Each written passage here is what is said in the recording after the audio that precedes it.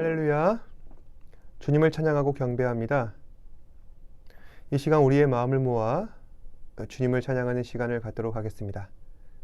함께 부르실 찬양은 주 날 구원했으니, 함께 찬양하시겠습니다.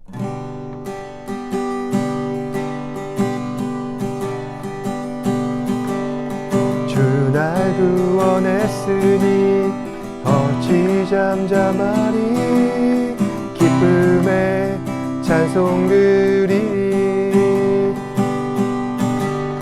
주 내 죄 사했으니 어찌 잠잠하리, 기쁨의 경배 드리리. 주를 향한 나의 사랑 멈출 수 없네, 멈출 수 없네. 나 기쁨에 춤추리, 내 모든 슬픔 바꾸셨네. 나 기쁨에 춤추리, 내 모든 삶 주 안에 있네. 주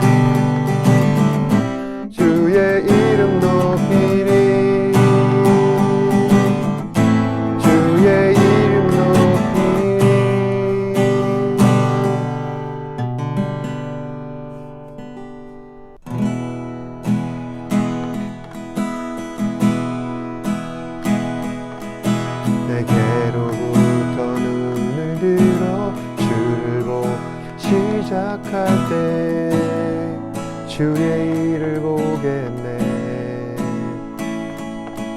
내 작은 마음 돌이키사 하늘의 꿈꾸게 하네.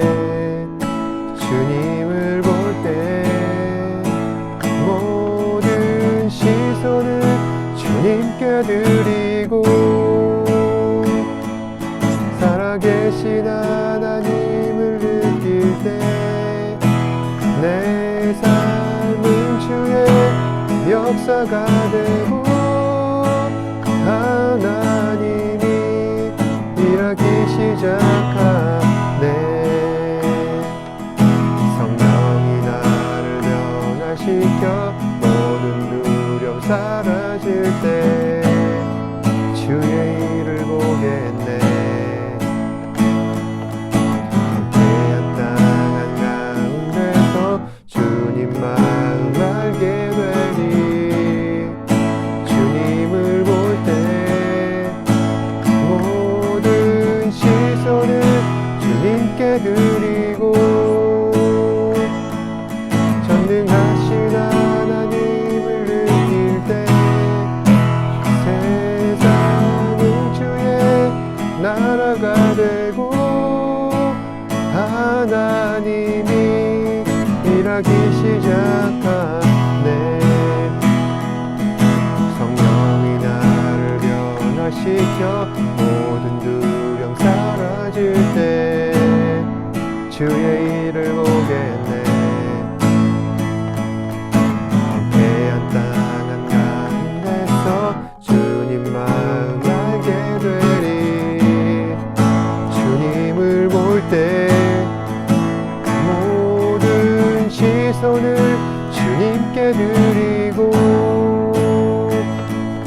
전능하신 하나님을 느낄 때 세상은 주의 나라가 되고 하나님이 일하기 시작하네. 모든 시선을 주님께 드리고 살아계신 하나님을 느낄 때 내 삶은 주의 역사가 되고 하나님이 일하기 시작하네. 모든 시선을 주님께 드리고 전능하신 하나님을 느낄 때 세상은 주의 나라가 되고 하나님이 일하기 시작하네.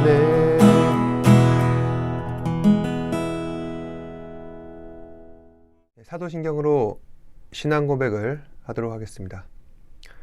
전능하사 천지를 만드신 하나님 아버지를 내가 믿사오며 그 외아들 우리 주 예수 그리스도를 믿사오니 이는 성령으로 잉태하사 동정녀 마리아에게 나시고 본디오 빌라도에게 고난을 받으사 십자가에 못 박혀 죽으시고 장사한 지 사흘 만에 죽은 자 가운데서 다시 살아나시며 하늘에 오르사 전능하신 하나님 우편에 앉아 계시다가 죄로서 산 자와 죽은 자를 심판하러 오시리라. 성령을 믿사오며 거룩한 공예와 성도가 서로 교통하는 것과 죄를 사하여 주시는 것과 몸이 다시 사는 것과 영원히 사는 것을 믿사옵나이다. 아멘. 이 시간 예배를 위해서 제가 기도하겠습니다. 사랑과 은혜가 풍성하신 아버지 하나님 감사합니다. 오늘도 이 시간 예배 자리에 나와 주님을 찬양하며 경배하게 하시니 감사합니다. 오늘 이 시간 주님께 드리는 예배가 신령과 진정으로 드려질 수 있는 예배 되게 하시고 또한 우리 삶을 통해 영광 받으신 하나님 앞에 온전한 우리의 삶을 드릴 수 있도록 주님 붙잡아 주시옵소서. 아버지 하나님, 무더운 날씨가 점점 계속되고 있습니다. 힘들고 지치고 짜증나고 불편한 그 가운데서도 아버지 하나님께서 우리 안에 허락하여 주신 그 기쁨과 풍성하신 사랑으로 말미암아 늘 감사하게 하시고 또한 주께서 맡기신 사명들 잘 감당할 수 있는 우리 학생들 되게 하여 주시옵소서. 우리 삶의 중심이 하나님 한 분만을 바라보면서 나아가길 원합니다. 그러한 삶을 살아갈 때마다 주께서 우리에게 힘 주시고 능력 주시는 것을 깨달아 알게 하시고, 그런 말미암아 아버지 하나님께서 주신 우리의 삶 가운데 그 비전과 소망을 온전히 수행하며 나아갈 수 있는 우리 학생들 되게 하여 주시옵소서. 주께서 우리에게 허락하여 주신 그 지혜와 능력을 더 풍성하게 하시고, 또 학업 가운데서 지치거나 힘들지 않게 하시고, 또 주께서 이번 방학 동안 정말 하나님의 은혜 가운데 모든 것을 잘 준비하고 또한 예배할 수 있도록 역사하여 주시옵소서. 바쁜 일정 가운데서도 하나님을 예배하는 삶을 놓치지 않게 하시고, 또 하나님 한 분만을 바라보며 그 삶의 중심이 언제나 하나님을 향할 수 있도록 인도하여 주시옵소서. 하나님의 백성은 어디에서 무엇을 하든지 항상 주님을 예배하는 그 삶을 살아가는 것을 우리가 항상 붙잡고 나아갈 수 있게 하여 주시옵고, 또 그로 말미암아 아버지 하나님께서 기뻐하시는 삶을 살아갈 수 있는 우리 학생들 되게 하여 주시옵소서. 이 시간 말씀을 듣습니다. 말씀을 통하여 은혜 받게 하시고 하나님은 한 분만을 왕으로 섬기며 살아갈 수 있는 우리 학생들 되게 하여 주시옵소서. 모든 말씀 예수님 이름으로 기도드립니다. 아멘.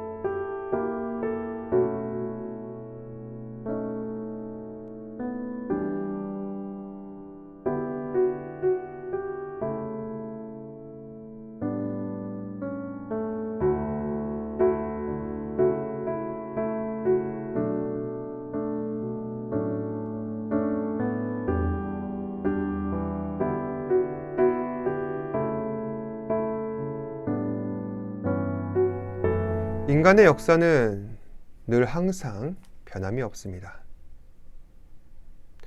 지금까지 인간은 수많은 실수를 저질러 왔는데, 그럼에도 불구하고 계속 같은 실수를 반복하고 있습니다. 그 이유는 무엇 때문일까요?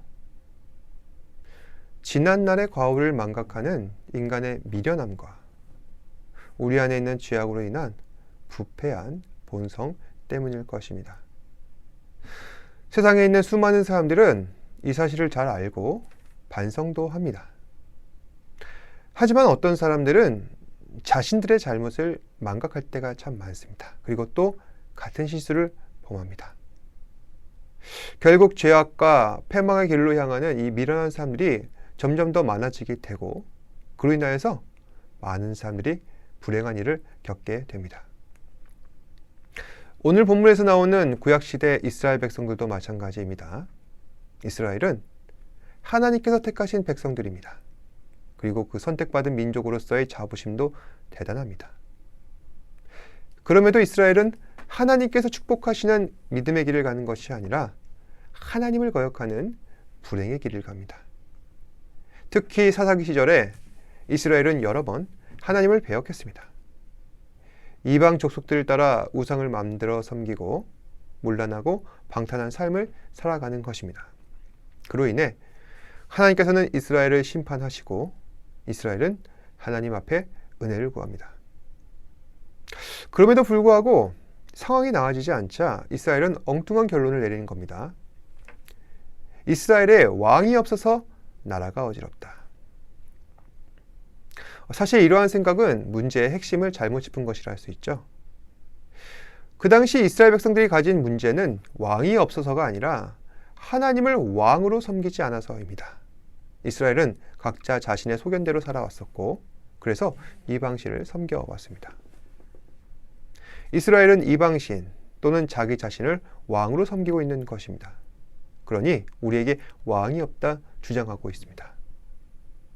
그래서 하나님께서는 이스라엘 백성들이 하나님을 더 잘 섬기고 또 하나님을 더 잘 의지하도록 사사기 이후에 많은 일들을 주도하셨습니다.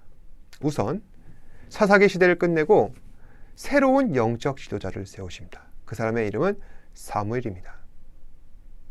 사무엘은 어렸을 적부터 하나님의 음성을 듣고 자란 사람이었습니다. 그 당시 아무도 하나님의 말씀을 들으려 하지 않자 하나님께서는 유일하게 사무엘과 소통하시고 이 사무엘의 입술을 통하여서 말씀을 전하시고 이 백성들에게 사무엘이 전파되는 그 말씀으로 인하여서 다시 하나님 앞으로 돌아오도록 하셨습니다.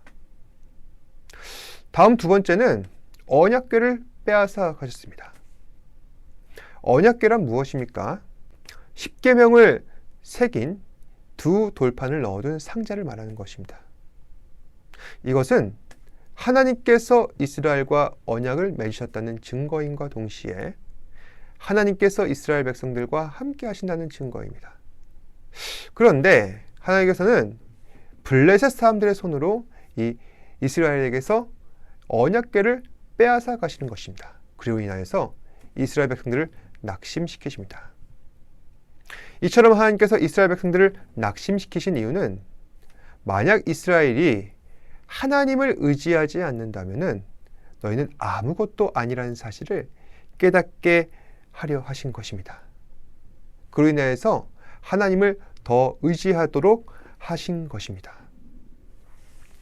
이처럼 하나님께서는 선지자를 통해 말씀을 전하시고 언약궤 사건을 통해 하나님을 의지하지 않는 삶이 얼마나 비참한가 깨닫게 하고 계십니다. 그럼에도 불구하고 이스라엘 백성들은 하나님 앞에 왕을 요구하는 것이죠. 사무엘상 8절에서 5절 말씀. 그에게 이르되 보소서 당신은 늙고 당신의 아들들은 당신의 행위를 따르지 아니하니 모든 나라와 같이 우리에게 왕을 세워 우리를 다스리게 하소서. 사실 오늘 말씀을 보면은 이스라엘이 왕을 요구한 것은 일견 타당해 보입니다. 먼저 사무엘의 권위가 예전과 같지 않습니다. 3절 보시면은 그의 아들들이 자기 아버지의 행위를 따르지 아니하고 이익을 따라 뇌물을 받고 판결을 굽게 하니라. 여기서 말하는 그의 아들들이란 사무엘의 두 아들을 말합니다. 이 사무엘의 두 아들의 이름은 요엘과 아비야였습니다. 그런데 당시 사무엘은 어땠습니까? 나이가 들어 노쇠하였습니다. 그래서 자신들의 일을 돕기 위해 아들들을 사사로 세웠습니다. 그러면 이 두 아들들은 아버지를 도와 열심히 하나님을 섬기고 백성들을 위해서 봉사하면 되는 일입니다. 그런데 이 사무엘의 아들들은 어떻습니까? 오늘 말씀해 보시면은 부정부패를 저지르고 있습니다. 자신의 이익을 추구하며 뇌물을 받고 판결을 굽게 합니다. 그러니까 이 사무엘의 아들들이 잘못을 저질렀고 또 사무엘 당신도 예전만 못하니 차라리 왕을 세워서 우리를 다스리게 하라는 것입니다. 굉장히 당연한 요구죠. 하지만 사무엘은 이 말을 싫어하는 것 같습니다. 6절에 보시면은 우리에게 왕을 주어 우리를 다스리게 하라 하셨을 때 사무엘이 그것을 기뻐하지 아니하여 여호와께 기도하매. 이처럼 사무엘이 왕을 달라 하는 이 백성들의 요구를 싫어하는 이유는 그의 권위가 침해받는 것처럼 느껴졌기 때문입니다. 나는 이스라엘 백성들을 다스릴 지도자로 세움받았고 그 지위를 하나님께 보장받았는데 너희는 그 권위를 무시하고 왕을 달라 하는 거 아니겠냐. 그럼에도 한편 사무엘은 이 또한 하나님의 뜻이 분명히 있을 것이다 라고 생각을 했는지 하나님의 뜻을 구하기 위해 기도합니다. 그리고 하나님께서 말씀하십니다. 사무엘상 8장 7절 말씀. 여호와께서 사무엘에게 이르시되 백성이 내게 한 말을 다 들으라. 이는 그들이 너를 버림이 아니요 나를 버려 자기들의 왕이 되지 못하게 함이니라. 하나님께서 판단하시기를 왕을 달라 요구한 것은 사무엘 때문만은 아니라는 것입니다. 그것은 하나님 때문에 그들이 왕을 요구했다는 것입니다. 그러니까 이스라엘 백성들은 하나님을 왕으로 섬기는 것을 싫어하기 때문에 왕을 요구한 것이다. 그럼에도 불구하고 하나님께서는 이스라엘 백성들의 요구를 들어주고 계십니다. 그리고 이스라엘 백성들이 원하는 대로 왕을 세우시고 그 왕을 통해 이스라엘을 다스리시는 독특한 통치 방식을 취하십니다. 그리고 그 이후에 세워지는 왕들은 사울 그리고 다윗인데 이 왕들은 모두 하나님께서 택하셔서 사무엘이 기름 부어 세운 왕입니다. 하나님의 뜻이 그 왕들을 세운 것입니다. 그래서 이를 통해 인간이 왕이 되는 것은 한계가 있다라는 사실을 분명히 우리로 하여금 깨닫게 하고 계시는데 먼저 인간이 왕이 되면은 무엇이 불완전한가? 첫 번째, 인간이 왕이 되면은 항상 죄와 유혹에 노출될 수밖에 없습니다. 사울의 경우를 먼저 말씀드리자면은 사울은 스스로를 미약한 사람, 부족한 사람이라 이야기했습니다. 그래서 이처럼 사울처럼 자기 자신을 부족하다 생각하는 것은 굉장한 겸손이라 할 수 있는데 그런데 이 사울의 마음속을 보면 항상 열등감이 있었습니다. 사울의 출신부터 보면은 사울의 출신은 그 당시 이스라엘 안에서 가장 약한 세력을 가졌던 베냐민 지파에 속했습니다. 그러다 보니 나보다 세력이 큰 다른 지파 사람들에 대해 늘 움츠려드는 성향이 있었습니다. 그래서 이 사울이 왕이 된 다음부터는 항상 자신들에 대한 그 백성들의 평판을 의식하였고 그리고 백성들의 비위를 맞추려 하는 모습들을 종종 보이고 있습니다. 그러다 보니 하나님의 말씀에는 귀 기울이지도 않고 또 하나님 앞에서 교만한 모습을 보이고 결국 죄를 범하게 되는 것입니다. 그래서 하나님께서는 그런 사울에게 실망하셔서 다윗을 왕으로 세우시는데 사실 이 다윗도 왕으로서 완벽치 않았습니다. 우리는 보통 다윗 하면은 하나님을 경외하고 또 하나님께서 기뻐하시는 그런 왕으로 생각하고 있지만은 사실 이 다윗도 왕이 되고 나서 죄를 많이 저질렀습니다. 그 중에 하나가 그 부하의 아내를 간음하고 남편을 죽여서 그 아내를 자신의 여자로 빼앗아 버리는 악한 짓을 저지른 것입니다. 그리고 이처럼 죄를 저질렀으면서 숨기려 하는 파렴치한 짓까지 저지르게 됩니다. 이처럼 인간이 왕이 되면은 늘 죄와 유혹에 노출될 수밖에 없습니다. 두 번째로 인간이 왕이 되면 불완전한 이유. 아무리 왕이라 할지라도 인간의 생명은 유한합니다. 그러니까 그 인간의 수명이 닿으면은 결국엔 죽을 수밖에 없다는 것입니다. 왕이 죽고 나면은 그 나라는 굉장히 불안정해집니다. 그로 인해서 나라의 위기가 찾아오게 되는 것이죠. 그래서 실제로 이스라엘이 큰 위기를 겪을 때가 있었는데 이스라엘 말기 때 왕이 자주 바뀝니다. 다른 사람들이 그 왕위를 탐내서 왕을 죽이고 자신이 왕으로 등극하고 또 그 왕을 탐내서 또 다른 사람들이 그 왕위를 빼앗고 그 사람을 죽이고 이와 같이 왕이 계속 바뀌게 되면서 그 나라가 불안정해지는 경우를 이스라엘 후기 때에서 우리는 자주 볼 수가 있습니다. 그로 인하여서 백성들은 굉장히 참혹한 삶을 살아야만 했던 것이죠. 그래서 제가 방금 지적한 인간이 왕이 되면은 불완전한 이유 두 가지가 바로 죄와 유혹에 취약하다, 생명이 유한하다.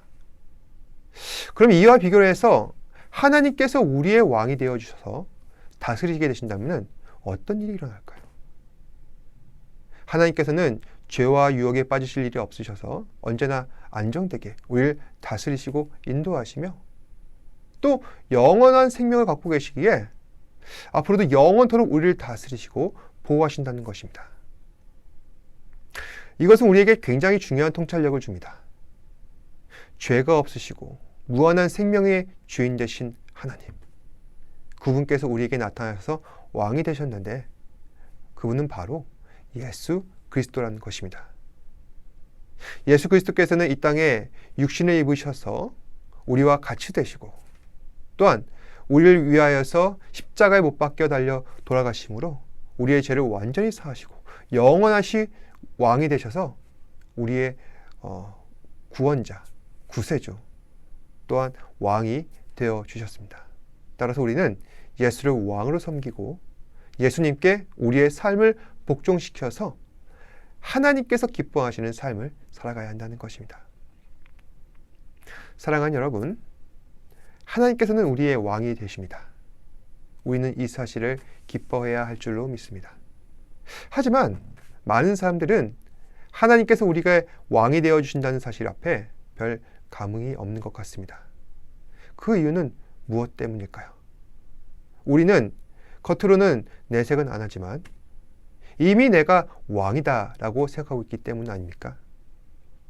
나 자신, 또 내가 쫓는 다른 무언가, 그것을 이미 왕으로 삼고 있기 때문에 하나님께 나를 드려서 하나님을 왕으로 섬기는 삶을 살려고 하지 않습니다.